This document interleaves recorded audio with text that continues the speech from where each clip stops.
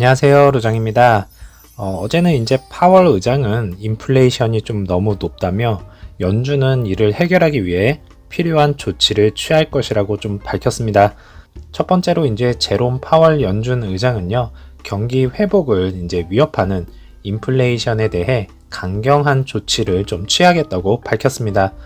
두 번째로는 이제 파월 의장은 인플레이션이 통제될 때까지 연준이 금리를 계속 인상할 것이며 3년 만에 처음이었던 지난주 인상보다 훨씬 더 공격적일 수 있다고 말을 했습니다.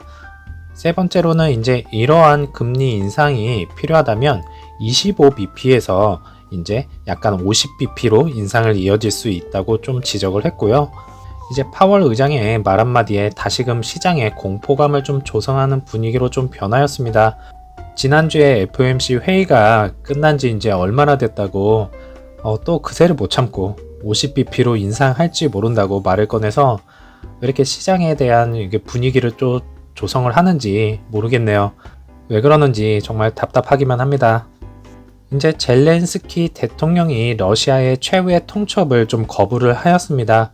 러시아군은 이제 우크라이나 남부 항구 도시에 있는 마우리우폴을 좀 포위를 하고요. 공세를 이제 강화를 시작을 하면서 우크라이나군에게 이제 무기를 좀 버리고 항복하라고 좀 최후 통첩을 했었습니다.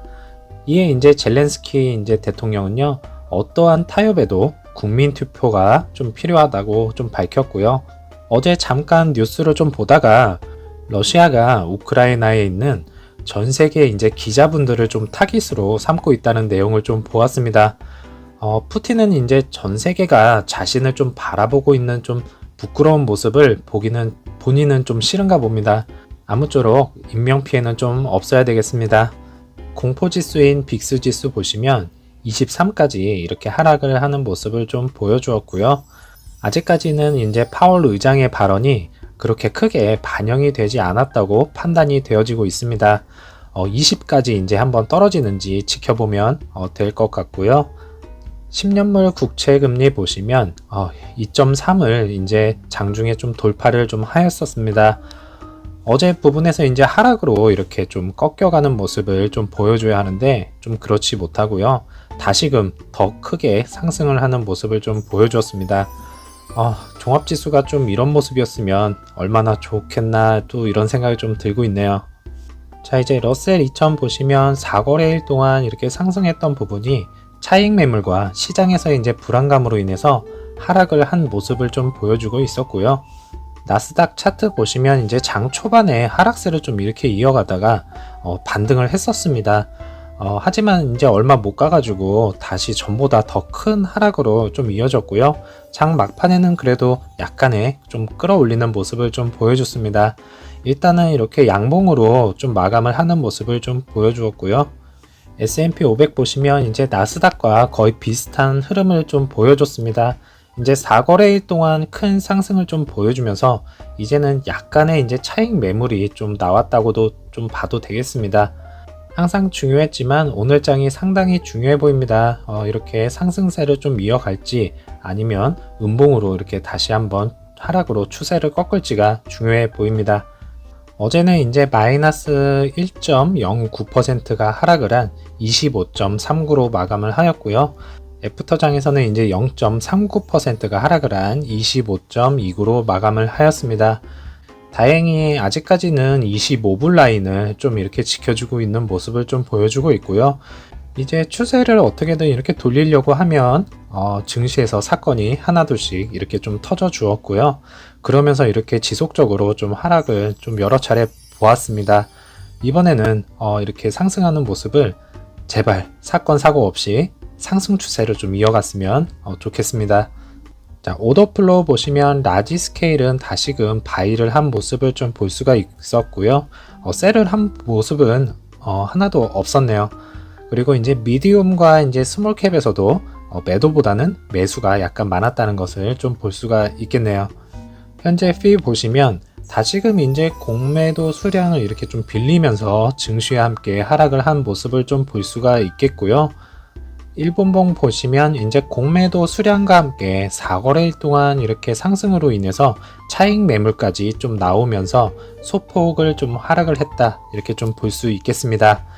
장중에는 이제 26불 라인을 터치를 하는 모습과 그 다음에 24불까지 이렇게 좀 터치를 하면서 약간 좀 불안한 모습을 좀 보였지만 다시금 25불 라인을 지켜내는 모습을 볼 수 있었습니다. 요즘 드는 생각은요, 뭐든 이제 국내던 미장이던 정말 지루하고 좀 재미가 없는 장이 연속으로 좀 이어지고 있다, 이렇게 좀 생각이 좀 들고 있습니다. 이럴 때 이제 루시드 측에서 한번 이제 뜬금포 호재 하나 딱 이렇게 좀 터뜨려서 더도 말고 한 20% 정도만 폭등 한번 좀 일으켰으면 좋겠다는 생각이 좀 들고 있고요. 예전에는 간간히 좀 이렇게 좀 터뜨려줘서 마음 설레이게 좀 많이 했었는데 그 설레임 다시 한번 좀 느껴보고 싶습니다. 자, 이제 왼쪽 사진은 제가 어제 영상에서 보여드린 사진이고요. 오른쪽은 오늘 영상에서 올라온 차량의 모습입니다. 차량이 다시 한번 잘 만들어지고 있다는 것을 좀 볼 수가 있겠고요. 이제 어떻게 보면 그랜드 투어링 모델 그리고 저가형 모델로 갈수록 생산 속도는 더욱더 빨라질 거라 좀 생각이 좀 듭니다. 열심히 잘 만들어주길 바라겠습니다. 자, 첫 번째 내용은 이제 테슬라 내용이기는 한데 자율주행에 관해서 좀 중요한 부분이 있기 때문에 같이 한번 보셔야 할 것 같아서 좀 가지고 와봤고요. 테슬라를 디스하려고 가져온 기사는 아니라는 것을 다시 한번 말씀드리겠습니다. 그래서 기사 내용을 보시면 이제 인간의 운전보다 안전한가 이제 법정으로 간 테슬라라는 기사 제목입니다. 옆에 이 부분의 사진은요, 이제 급발진으로 부서진 테슬라이고요. 작년 12월에 발생한 이제 파리 시내 한복판에 서 있었던 테슬라 모델 3 택시입니다. 정지 중이던 택시가 이제 갑자기 이제 가속을 해가지고 인도를 뛰어들었다고 하고 있고요. 한 명이 이때 사망을 하고 20명이 다쳤다고 합니다. 이에 이제 운전자는 20일 날 차량 결함으로 사고가 발생했다면서 테슬라를 프랑스 검찰에 고소를 했습니다. 그래서 이 부분에 대해서 이제 기사 내용을 같이 한번 보시겠습니다. 이제 미국 전기차 업체 테슬라의 자율주행 기술을 둘러싼 재판이 미국에서 이제 시작이 됐다고 합니다. 테슬라가 이제 사람이 운전하는 것보다 안전하다는 식으로 이제 홍보해온 오토파일럿 기능의 오작동 여부가 핵심 타깃이 되겠습니다. 이에 이제 오토파일럿 기술 자체에 이제 결함을 두고 법정 공방이 벌어지는 것은 처음이다, 이렇게 말을 하고 있고요. 지난 18일 날 이제 미국 플로리다 법원에서는요, 교통사고로 사망한 이제 테슬라 차량 운전자의 가족이 테슬라가 오토파일럿 기술 결함을 알고도 이제 묵인했다 제기한 소송의 첫 재판이 이제 열렸습니다. 이에 이제 프랑스에서도 파리에서도 유사한 재판이 좀 열릴 예정이고요. 이제 작년 12월에 그가 타고 있던 택시가 정지 상태에서 급발진을 해서 인도를 덮쳐서 아까 처음에 말씀드린 사진 보셨듯이 이런 내용으로 오작동 문제로 인해서 희생자가 발생했다고 주장을 했습니다. 그래서 이제 이 부분은 오토파일럿이 이제 작동을 했는지 여부는 정확하게 파악은 되지 않고 있고요. 급발진이 이제 왜 일어났는지 여부에 무게를 좀 실어야 할 것 같습니다. 하지만 이제 피해자들의 주장은요, 그동안 법정 문턱을 넘어서지는 못했고 테슬라 이제 항변도 만만치 않기 때문에 테슬라는 이제 지난 9일에도요, 오토파일럿 기능의 안전성을 문제 삼는 미 의회에 이제 사람보다 더 안전하다는 취지의 답변서를 좀 보냈다고 합니다. 이에 이제 오토파일럿 기능을 이용하다가 발생한 사고는 이제 694만 킬로마다 한 건이 발생을 했고요. 일반 차량은 이제 78만 킬로미터마다 이제 한 건이 발생했다고 보고를 했습니다. 이에 이제 일론 머스크는 다른 차에 비해 이제 10분의 1 수준이라고 주장을 지속적으로 좀 해왔고요. 다른 이제 미국 내 전문가들은 오토파일럿 기능이 이제 고속도로에서 이제 주로 사용되기 때문에 다른 전체 차량과 비교하기는 어렵다라며 이제 통계의 함정이라고 반박을 좀 했습니다. 이는 이제 시내에서 거의 사용을 안 하고 이제 고속도로에서만 사용이 되기 때문에 이러한 데이터는 일반 차량과 비교가 이제 어렵다는 입장이겠고요. 일단은 법정으로 이제 넘어간 상태이고 어떻게 결정이 날지는 좀 잘 지켜봐야 할 부분입니다. 이 기사를 이제 설명을 드린 부분은 앞으로 이제 루시드 측에서도 이제 드림 드라이브를 통해서 자율주행에 이제 한 걸음 좀 다가갈 부분이 있습니다. 그럴 일은 좀 없어야 되겠지만은 혹시라도 드림 드라이브를 통해서 사고가 났을 경우에 이러한 판례들이 적용이 좀 될 수가 있기에 유심히 좀 지켜야 할 부분 같습니다. 앞으로 이제 테슬라뿐만 아니라 모든 전기차 기업들이 자율주행까지 뛰어들고 있는 시점에서는요, 이번 판결이 어떠한 영향을 좀 미칠지 주목을 좀 해야 되겠습니다. 이제 러시아 침략으로 인해서 전기 자동차 비용이 좀 올라갈 수 있다고 합니다. 한 연구에 따르면요, 제조업체는 이제 2020년 말까지 EV 배터리 팩을 만드는데 최대한 이제 8,000달러가 추가로 소요될 수 있다고 합니다.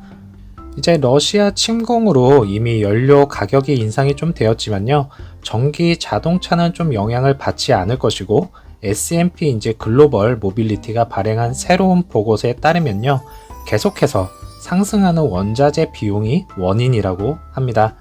지난번 영상에서 좀 다루었듯이 니켈이 이제 가장 중요하다고 말을 하고 있고요.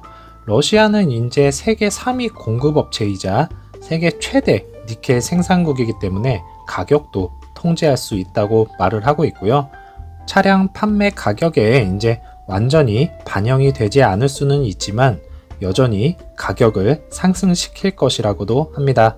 이에 이제 자동차 제조업체가 직면한 이제 또 다른 문제는요, 가격을 인상할 수 있을 뿐만 아니라 생산을 이제 완전히 중단할 수 있다는 것인데, 러시아에 있는 그들의 자산이 좀 이제 압류가 되어서 결국 국유화 될 수 있다는 가능성이 있다고 말을 하고 있고요. 이는 이제 폭스바겐, 벤츠, 닛산 그리고 스텔란티스와 같은 자동차 제조업체에 영향을 미친다고 말을 하고 있네요. 포르쉐도 생산 중단이라는 기사를 좀 설명해 드린 적이 있습니다. 모든 기업들이 현재는 어떻게든 이렇게 좀 버티고 있는 중이지만요, 전쟁이 이제 장기화가 될 경우에는 공급망 문제로 인해서 다시금 생산 중단이라는 사태가 좀 일어날 수도 있겠습니다. 이에 이제 피터 롤린슨도 앞으로 있을 차량 가격 인상에 대해 좀 언급을 좀 하였던 만큼요, 이제 각 제조사들마다 좀 어떠한 방식으로 이 사태를 좀 잘 해결 나갈지 지켜보셔야 할 것 같습니다. 오늘 제가 준비한 내용은 여기까지고요. 어제도 이제 많이 흔들렸던 장인데 고생 많으셨다는 말씀 드리면서 마무리하도록 하겠습니다. 남은 오후 시간 좀 즐겁게 보내시고 저는 내일 다시 찾아뵙겠습니다. 감사합니다.